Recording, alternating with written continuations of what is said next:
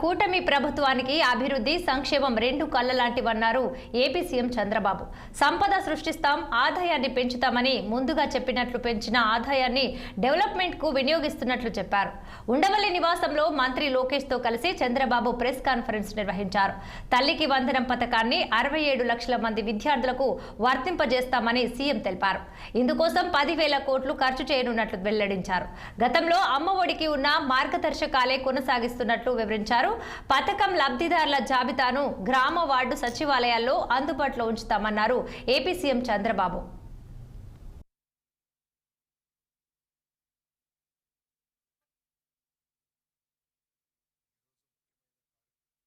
ముఖ్యమైన కార్యక్రమం తల్లికి వందనం. ఎన్నికల్లో మనం ఇచ్చిన హామీ నిలబెట్టుకుంటున్నాం. ఆనాడు చాలా స్పష్టంగా ఎంతమంది పిల్లలుంటే అంతమంది పిల్లలకి తల్లికి వందనం ఇస్తానని హామీ ఇచ్చాం. దాంట్లో భాగంగా జియో ఇచ్చాం.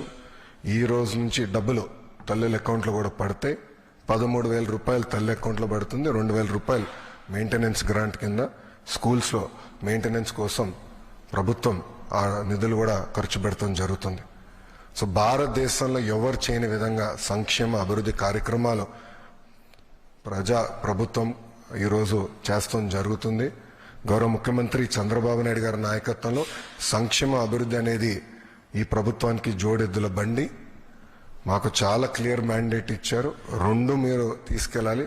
ఒక పక్కన ఉద్యోగాలు, ఉపాధి, అభివృద్ధితో పాటు సంక్షేమం కూడా చేస్తూ ప్రజలు ఏ ఆశ అయితే ఈ కూటమిని 94% సీట్లు ఇచ్చి గెలిపించారో ఆ ఆశని మనం నిలబెట్టుకోవాల్సిన బాధ్యత, నెరవేర్చాల్సిన బాధ్యత మా పైన ఉందని కేబినెట్ మీటింగ్లో కూడా గౌరవ ముఖ్యమంత్రి గారు చెప్తాం జరిగింది. సో ఈ తల్లికి వందనం కింద దాదాపు 60% కుటుంబాలలో 2 కన్నా ఎక్కువ మంది పిల్లలు ఉండటం జరుగుతుంది. సో వాళ్ళకి 2 ఉంటే 26,000, 3 ఉంటే దేర్ ఆఫ్ డబ్బులు వస్తాయి. సో ఆటోమేటిక్గా ఆ డబ్బులు వాళ్ళ అకౌంట్లో పడటం జరుగుతుంది. సో ఇచ్చిన హామీ బాబు సూపర్ 6లో ఒక హామీ కూడా, ఇది ఇంకొక మరో హామీ ఈరోజు కూటమి ప్రభుత్వం నిలబెట్టుకుంటాం జరుగుతుంది.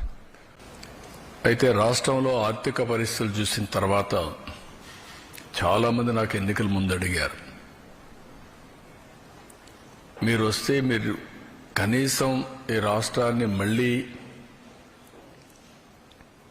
టోటల్గా విధ్వంసం జరిగింది, మీరు దీన్ని రివైవ్ చేస్తారని నమ్మకం మీకుందా, మీకు అనుభవం ఉంది, కానీ అఘాతం చూస్తే మాత్రం చాలా లోతుగా ఉంది, మీరు చేయగలుగుతారని అడిగారు.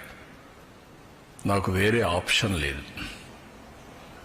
ఇన్ని సంవత్సరాలు ప్రజలు ఆదరించారు, ఆశీర్వదించారు.